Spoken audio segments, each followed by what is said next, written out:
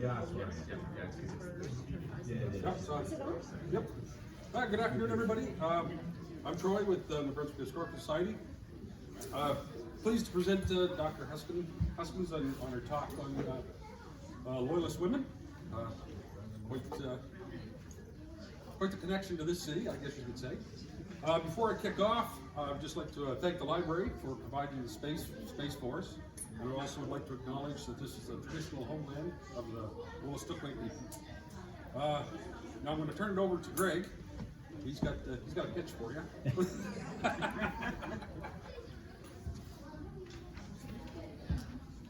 Troy. No problem. Has anyone ever heard of Amway? I'm just kidding. So just to remind people that these are talks. Brunswick Historical Society sponsors these talks, and we operate Loyalist House, and Loyalist House is always in need of loving care and TLC. So if anyone would like to join the Brunswick Historical Society, we have membership forms here. We also have a Facebook site. I think it's called the Loyalist House in New Brunswick Historical Society. We have an email. If anyone likes to donate all their hard-earned cash to nonprofit charities like the Loyalist House and others, you may know there's a really great site called Canada Helps. It's a really good site because if you donate, I think it's at least $10, but if you donate, you can use a credit card or whatever, donate to Canada Helps, and it automatically emails you a CRA receipt, which is a really nice system, right? Anyway, so if you'd like to find out more about the Historical Society, please talk to us later. We're going to start up our talks in the fall, right, in September. We're going to be opening up Loyalist House soon. And while we're on Loyalist House, aside from your money, if you have time, we're always looking for volunteers, particularly in the fall. We have a lot of cruise ships in St. John, as people may know. We're not always able to staff those cruise ship days. We do have some volunteers, but more the merrier, right? And even if you can come in for one day and sit at the table at the door and take all those nice American $5 bills, we'd love to see you there, right? So if you're interested in that as well, you can talk to me or Troy, or we have the email address for Loyalist House on this form. There's a couple piles of the forms there. So I'm going to turn things over. Do you have anything more, Troy? No, I'm good. Okay, turn things over to Bonnie Huskins. I'm really thrilled. Bonnie has spoken to us before, her partner Mike as well. Of course, you might be familiar with their book on Ida Martin. Bonnie's spoken on that book a couple of times, and we're also thrilled that I teach at UB St. John. We're thrilled that Bonnie Huskins is going to be teaching with us in the fall of 2023 and the winter 2024, and not to direct you away from her other fabulous courses, but she is teaching a course on the history of global piracy this fall. So talk to Dr. Huskins after if you want to find out more about that. Thanks.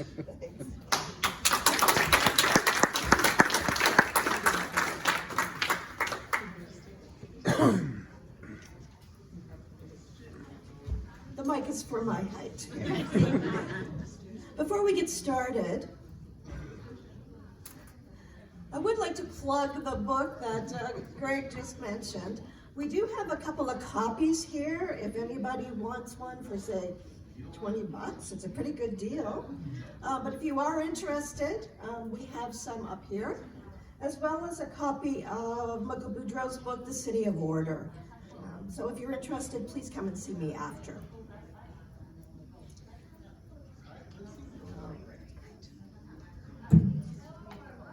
So, why give a talk on Loyalist women?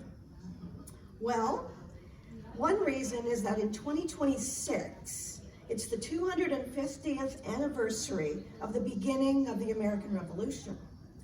There's lots of talk in the United States leading up to 2026. And I'm going to be going down to New Jersey in July to share some of this research with them. More locally, 2023 is the 240th anniversary of the landing of the Loyalists in St. John. So we think it's time to revisit the Loyalists and their historical significance. Now, I think it's fair to say that when we think of the American Revolution, we think of men. We think of George Washington, Benedict Arnold, maybe British generals like John Burgoyne.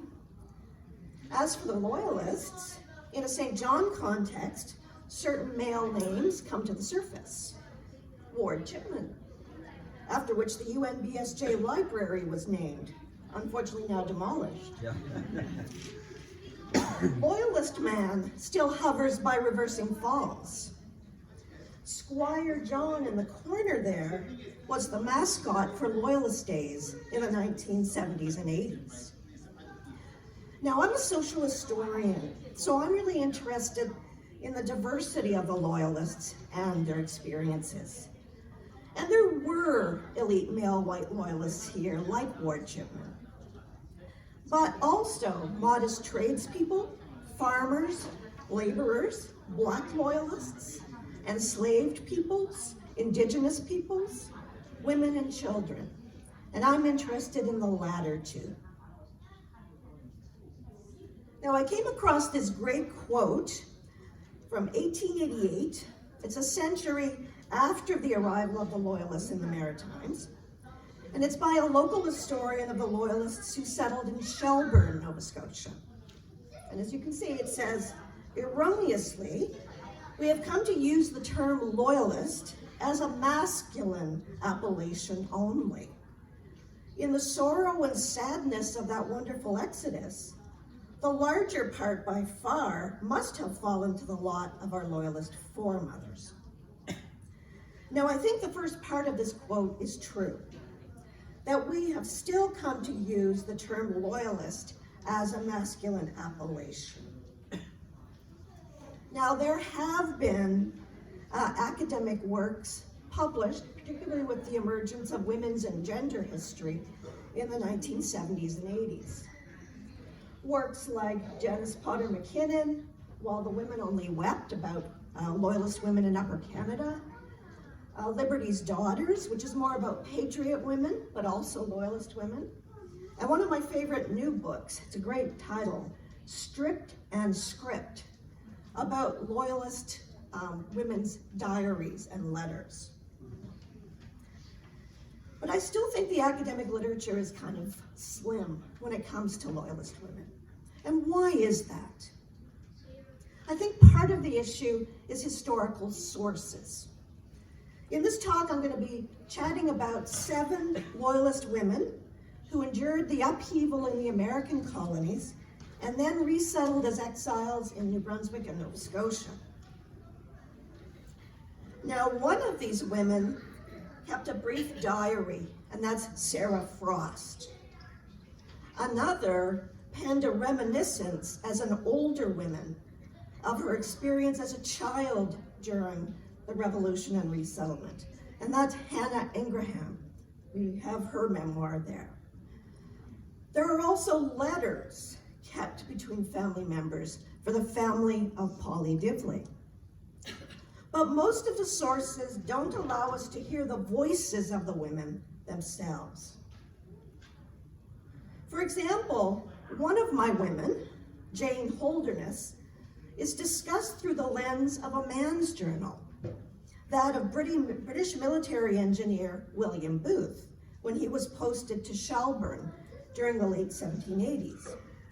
As one historian has noted, quote, rarely do women tell their own stories in their own words. So these are our 7 women. We've already noted Sarah Frost, Hannah Ingraham, Polly Dibley, Jane Holderness, also Elizabeth Green, Sarah Wheeler-Hanford, and Anne Mallard. Now the latter 3 are largely reconstituted through sources like petitions, compensation claims, muster rolls, maps. And they have to be read really creatively and against the grain to gather enough evidence to even catch a glimpse of these women. As one history student has noted, Loyalist women made their loyalties known as much through their actions as their words. Now, I should note before moving on that much of the foundational research for the latter 3 women, as well as Polly Dibley, are thanks to the staff and students involved in the creation of a story map project entitled New Brunswick Loyalist Journeys, and it's associated with the Loyalist collection at the UNB libraries. Now, the story map melds archival research, chronological life stories with geographical information systems, or GIS technology. So a lot of the images of sources and so on that I'm going to be talking about today come from the story map. And if you like, you can just email me and I can send you a link to that story map. It's really fun to navigate. Why aren't there more sources? I think this is related to gender norms and legal traditions in the 18th century. There was a legal tradition in English common law called coverture, and it dictated that upon marriage, a woman became a femme covert, or a covered woman, whose legal rights and obligations were mostly subsumed by those of her husband. So a married couple became a legal fiction. Like a corporation, the pair was a single person with a single will, the husband's. So women in this period were unable to vote, to serve in public office, to be an official soldier or combatant, etc. So an historian named Wayne Bottle has made the point that coverture not only was an impediment to the autonomy of the women in that period, but also to the recovery of their experiences in a scholarly way, because they are at times politically invisible. Now, it's no coincidence that 4 of the women I'm going to be talking about were widows. As widows, they had more rights to property, to sign contracts and so on. So that's not unusual that widows generate more sources. Now, an American women's historian named Linda Kerber has urged us to be alert to the occasions when silences in the historical record are broken. So one of the purposes of this talk is to examine a succession of broken silences in the forms of insights into the lives of these 7 rather ordinary Loyalist women. Now, one last reason for analyzing female Loyalists is to see what happens when we apply the lens of gender to war. And so this talk is going to be part of a chapter I'm writing for a book on women in war in Canada before World War I.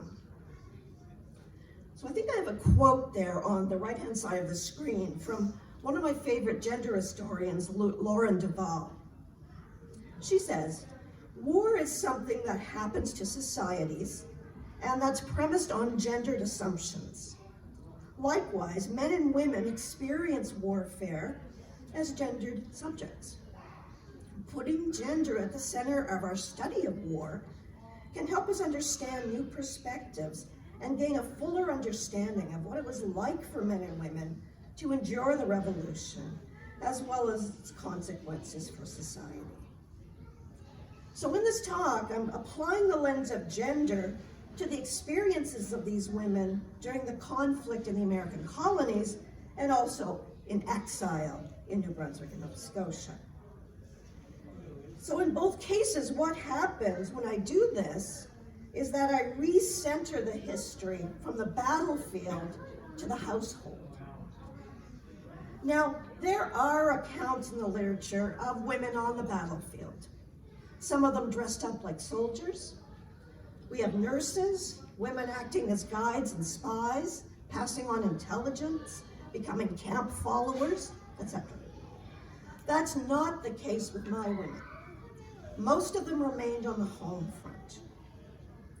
Now, we might be tempted to think that by focusing on the home front, that women lived as passive observers, well apart from revolutionary activity.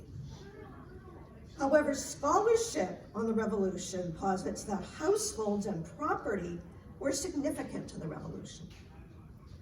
The war disrupted households. Many women, many Loyalist women, were left alone with their properties and their children as the men frequently left due to the danger they faced as Loyalists, or to join Loyalist militias, provincial regiments, or the British regulars. That meant that women faced additional responsibilities in the household, whether it be taking care of a business, taking responsibility for the farm, and so on. For many, this meant taking the first tentative steps into the traditional male-dominated worlds of politics and warfare. By focusing on the household, we also see how revolutionary violence seeped into everyday life. In fact, I think there's a fluidity between the front lines and the home. Women and children fought in their own type of battlefield behind enemy lines, and thereby they became targets for the wrath of outraged patriots. Women were frequently beset upon by hostile neighbors and patriot mobs. Sometimes they were robbed and dispossessed by the Continental Army. Sometimes they faced great danger in hiding Loyalist relatives and escapees. Often they had to flee in the middle of the night with children in tow to seek refuge behind British lines or to join their husbands. A couple of the women I'm going to be talking about were heavily pregnant and gave birth during the upheaval in the American colonies or during resettlement in Nova Scotia and New Brunswick. Now, one of the major themes, I'm almost getting to the women now. One of the major themes that's constant in their accounts is how much hardship they endured, how much they suffered in the American colonies and upon resettlement. I think there's a poem on the left-hand side of the screen there that's called The Hungry Years by a 19th century poet regarding the Loyalists who settled in Upper Canada. They, the men, left their native soil with sword belts drawn. The tighter, while the women only wept. At the thought of old firesides no longer theirs, at the household treasures reft, and all the land upset, and rules by rebels to the king. Indeed, in the American colonies and in New Brunswick and Nova Scotia, Loyalist women experienced frequent illnesses, deaths of family members. A handful were widowed multiple times. They experienced the challenges of living in refugee camps. They experienced emotional crises, coping with the uncertainty and unpredictability of their lives. And being subject to robbery, harassment, property confiscation, and the need to flee, one historian argues that Loyalist women's experiences posed challenges far greater than those facing most patriot women. But I don't see this suffering and this hardship as a form of weakness and constant victimization, but as a sign of their strength and their resilience. Upon their resettlement in New Brunswick and Nova Scotia, I argue they contribute to the process of community formation in various ways. By ensuring the survival of their families, by helping to construct Loyalist settlements from the bottom up, by providing what one of my favorite historians has called emotional communities, forming social circles to help those in need, and by ensuring the survival of businesses such as inns and boarding houses. Always takes a bit longer to introduce the topic these days. I'll try to go a little bit faster now. I'd like to start by talking just briefly about upheaval in the American colonies. I'd like to start with Hannah Ingraham. She was 3 years old and living on a farm in Concord, New York, when the American Revolution broke out. Her father, a proclaimed Loyalist, fled to the forest surrounding Concord when local patriots began a roundup of suspected traitors. There he joined a band of Loyalist partisans.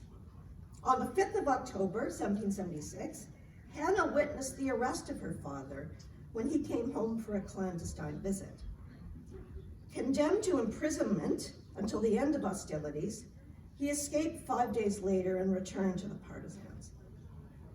When the onset of winter made concealment in the woods more difficult, the partisans made their way to British-held territory, and there her father, Benjamin, enlisted as a private in the King's American Regiment. He served with them for 7 years. Hannah remembers in her memoir, "Mother was 4 years without hearing of or from my father, whether he was alive or dead. Anyone would be hanged right up if they were caught bringing letters. Oh, those were terrible times." The Ingraham property was confiscated. The seizure of property was meant to be a deterrent to other Loyalist families and also provided property for the Patriot cause to sell and distribute. Hannah notes, I quote, "We had a comfortable farm, plenty of cows and sheep, but the rebels took it all away. They sold the things, plows and all, and my mother was forced to pay rent for her own farm. What father had sown, they took away, but what mother raised after she paid rent, they let her keep." On the 13th of September, 1783, Benjamin came home and said they were going to Nova Scotia. So according to Hannah, they made haste to get ready. 4 days later, however, the house was surrounded by patriots, and her father was again taken prisoner. Her uncle tried to intercede, and at this point, Hannah notes in her memoir, "But no, and I cried and cried, and I cried enough to kill myself that night." That's quite a memory. When morning came, Benjamin was finally released, and they joined other disbanded soldiers from the King's American Regiment and made their way as part of the fall fleet to St. John in October 1783. We're going to park them there for a minute. Elizabeth Green, Sarah Wheeler-Hanford, Polly Dibley, and others also suffered considerable upheaval in the American colonies. As the Revolution unfolded, Elizabeth Green, her husband Thomas, and their 2 sons, Henry and Isaac, lived as modest tenant farmers at Cortland Manor in Westchester County, New York. Like many male Loyalists, Thomas, Henry, and Isaac all had military service, serving in the Guides and Pioneers. Thomas seems to have changed regiments, also serving in Benjamin Ogden's company of Light Dragoons and Delancey's brigade. Like many other Loyalist women, Elizabeth stayed on the farm while the men were away and was eventually driven off her property. In a subsequent compensation claim, which I have on the right-hand side of the screen, it appears that their property was very modest.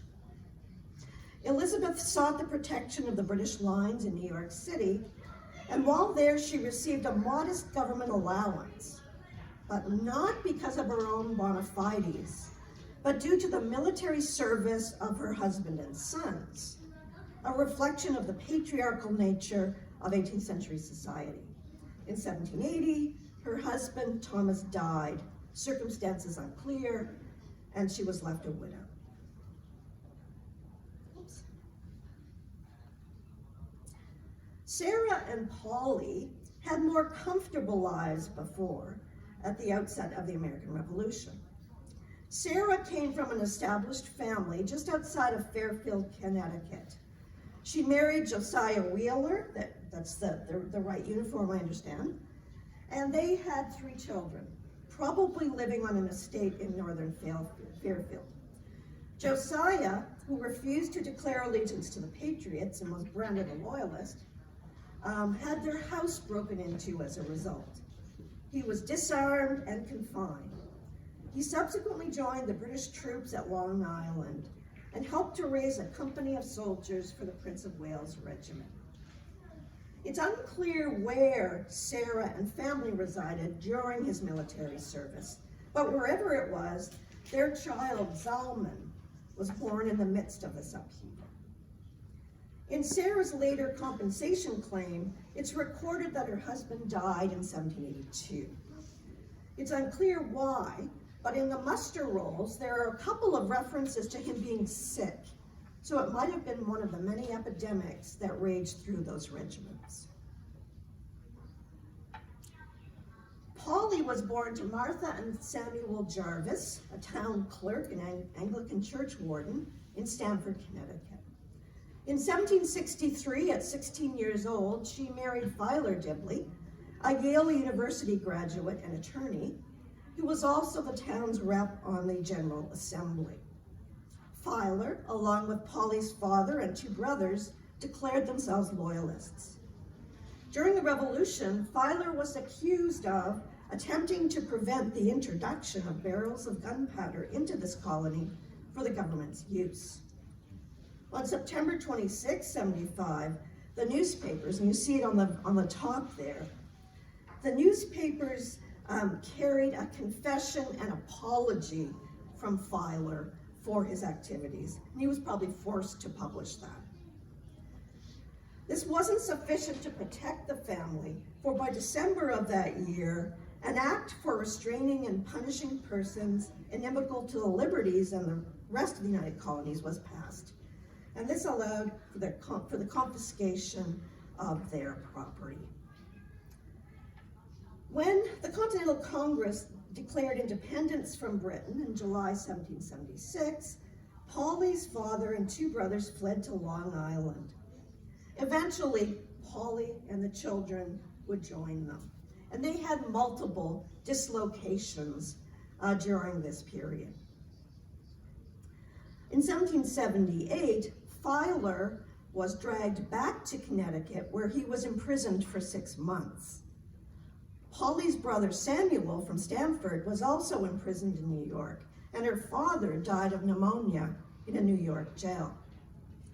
Left alone, Polly's mother and sisters were, and I quote, "of common accessories turned from the possession of houses, farms, stock, etc., and left to experience every degree of indigence and distress amidst the insults of lawless banditti."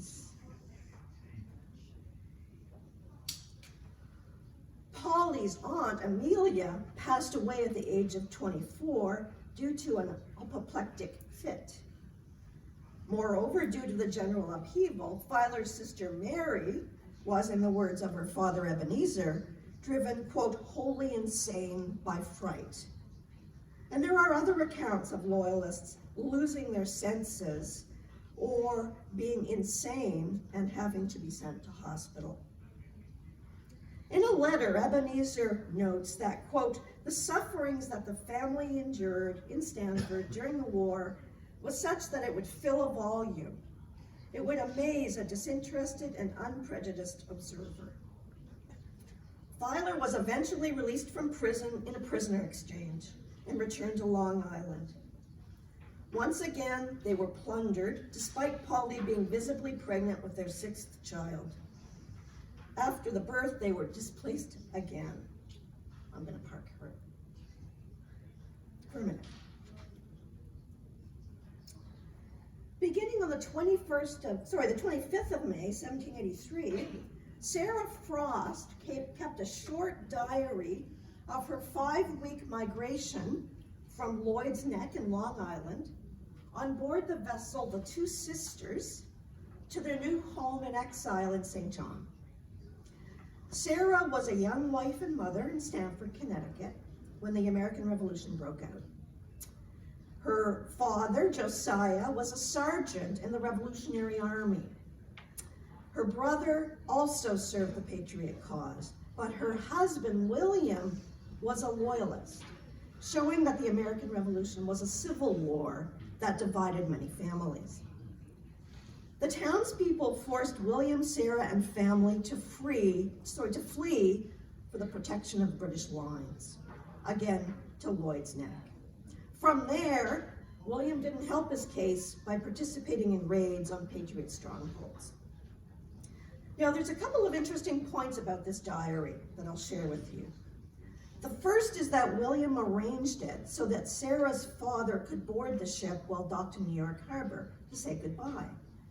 Perhaps family was more important than political ideologies at the end of the day. She also mentions the hardships involved in sailing on a vessel with other families. Monday, June 9th.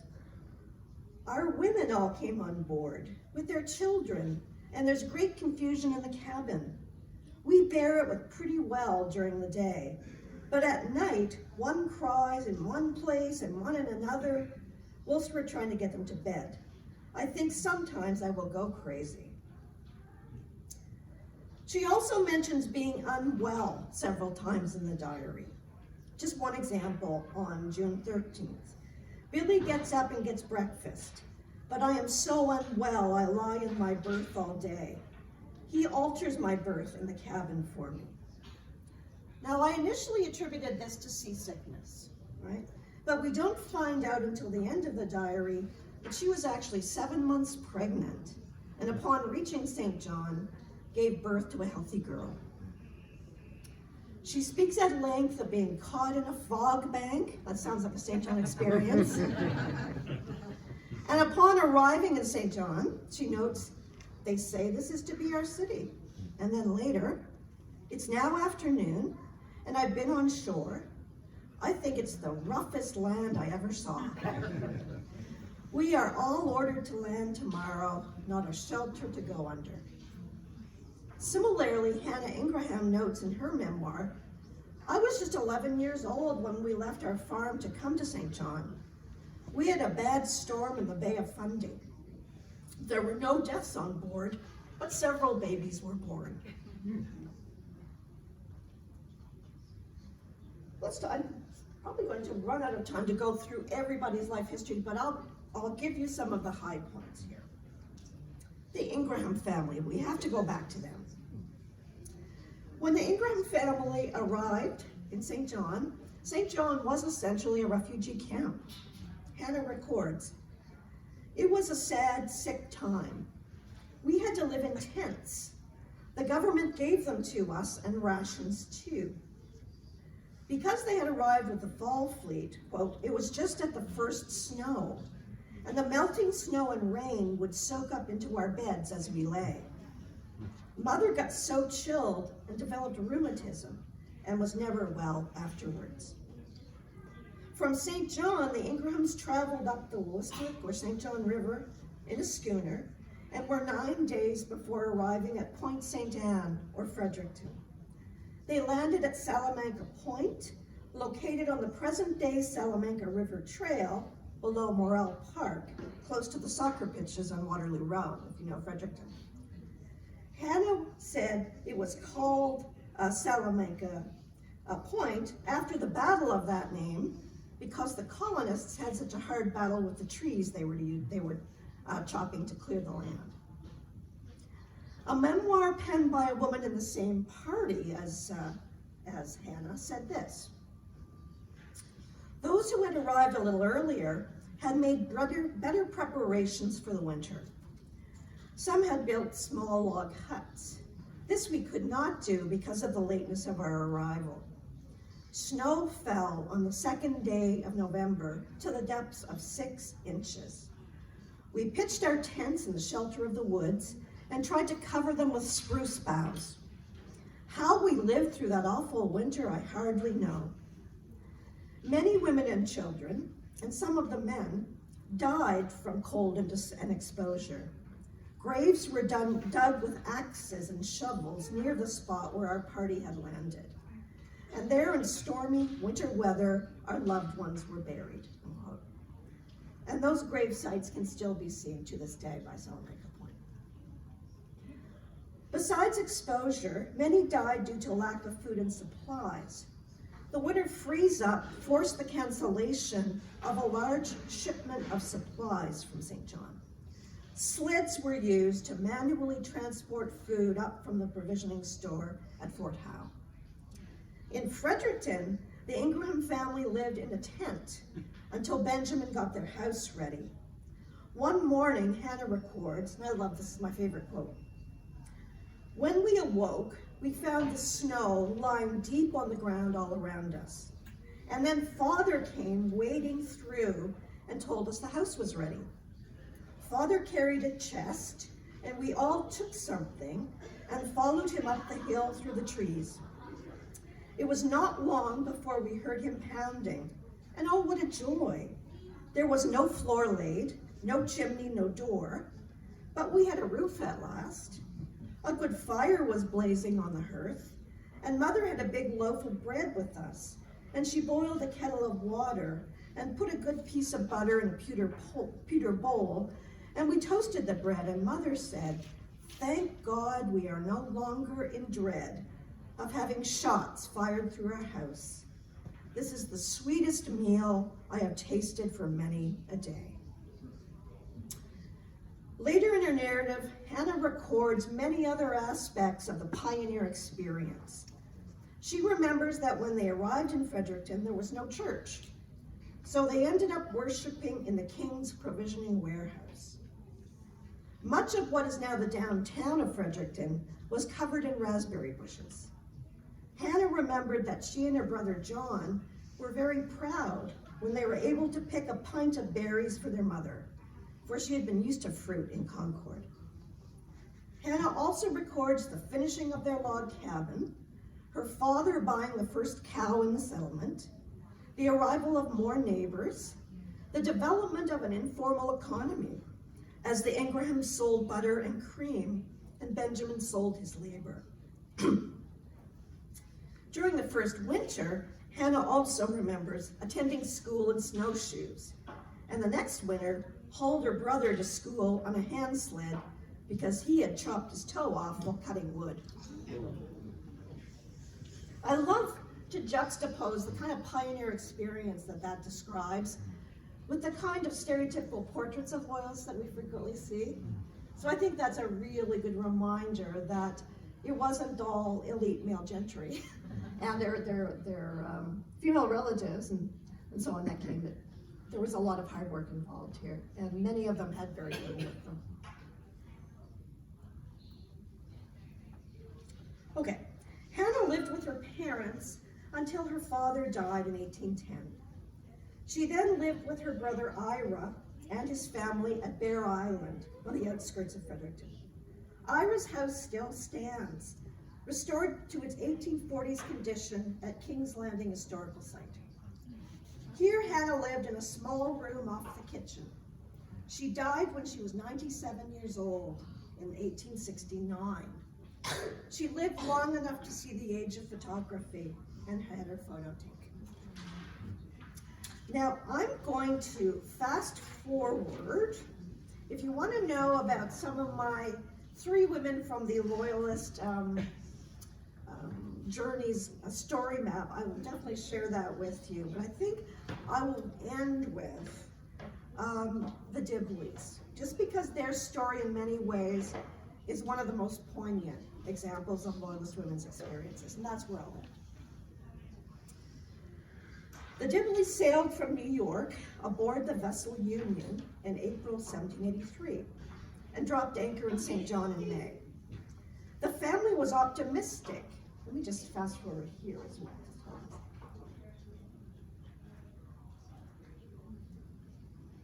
There we go. The family was optimistic as Filer's skills as a lawyer were in demand. He was appointed to a committee that assessed the potential for Loyalist settlement in the St. John River Valley. He also became a magistrate in St. John and was named as a peripheral agent of the agents and directors who had distributed town lots in St. John and Carleton. Well, they set to work constructing the family's log home on Prince William Street, while the rest of the family lived in the canvas army tents provided by the British Army. Those are British government. However, the first winter of 1783-84 was difficult for the Dibleys, as it was for many Loyalists. Filer had gone into debt, having borrowed money from his neighbors and from Polly's younger brother. Although the family enjoyed the wedding of their eldest son in the spring, Filer fell into a depression, probably due to several factors. His wartime experience, Perhaps he was suffering from PTSD by this point. Debt, or perhaps the shame of debt. Maybe he feared debtor's prison after his wartime imprisonment experience. Also, the agents and directors group he was associated with was coming under scrutiny for misconduct. Indeed, the dominant form of middling masculinity in this period dictated that men be financially solvent and support their families. So this knowledge that he wasn't supporting his family properly may have also contributed to his depression. In any case,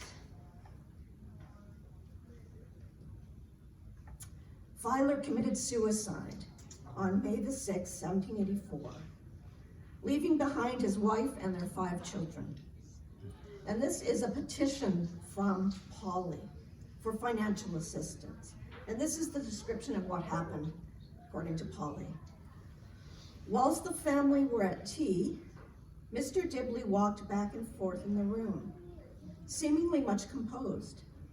But unobserved, he took a razor from the closet, threw himself on the bed, drew the curtains, and cut his own throat. Polly's hardships were not over. There was a legal issue with Filer's estate, but it was overshadowed by a fire that swept through St. John and burned down the Dibley's house in 1785. Later that year, Polly received a land grant of 200 acres near present-day Kingston, New Brunswick. 2 of her adult children also received lots in Kingston near their mother, so Polly and her younger children built a log cabin there. Okay. Now, Polly's brothers, as well as her sister, were really concerned about her living conditions. One of her brothers gave her money and foodstuffs from his dry goods store. But they were really concerned that Polly and the children were, quote, living on potatoes alone, unquote. And Polly responded to her brother in November 1787, and I think I have that quote there. She says, I assure you, my dear Billy, that many have been the days since my arrival in this inhospitable country that I should have thought myself and family truly happy could we have had potatoes alone. My children have cried, Mama, why don't you help me and give me bread? Oh, gracious God, that I should live to see such times, under the protection of a British government, for whose sake we have done and suffered everything but that of dying. I dare not let my friends at Stamford know of my calamitous situation, lest it should bring down the gray hairs of my mother to the grave. So this is the end for Polly here. Brother Samuel, after visiting Polly's log cabin in 1788, described it as a miserable habitation.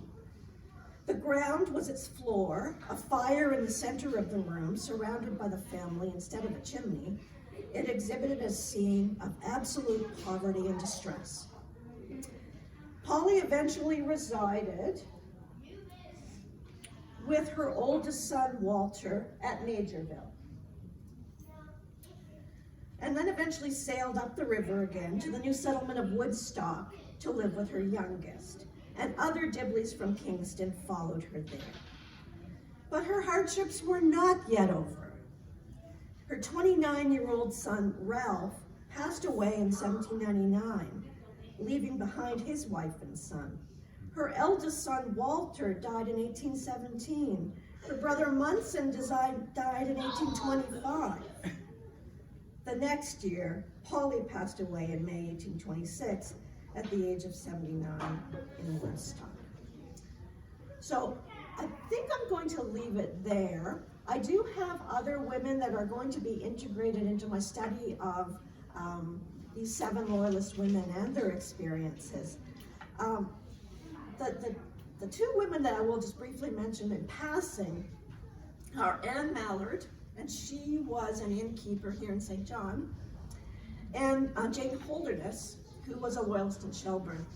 And why they're really important is that they helped the continuation of businesses. So both were boarding house keepers for a while, like a lot of widows in particular were boarding house keepers. And also Anne Mallard kept the business running after her husband's death. This was called Mallard's Inn in St. John, the scene of the first election riot in St. John history. But she kept the business going upon her husband's death, eventually willed the business to her daughters, and then it continued in the family amongst the females. So I thought that was a very interesting pushback against coverture. So I'm going to leave it there. I do, if you're interested in New Brunswick history of the Loyalists, I keep coming back to this book time and again. Anne Gorman Condon, who was a professor in the UNB St. John History Department, she wrote a wonderful book called The Loyalist Dream for New Brunswick. And she focuses on elite male loyalists and what their dreams were. But if Polly or Hannah or any of the loyalist women I talked about were able to write their book of what their loyalist dream was, what do you think it would be, right? So I just want us maybe to leave with that thought. What would their loyalist dreams be if they had the resources to be able to write their own history in this way? Okay, thank you very much.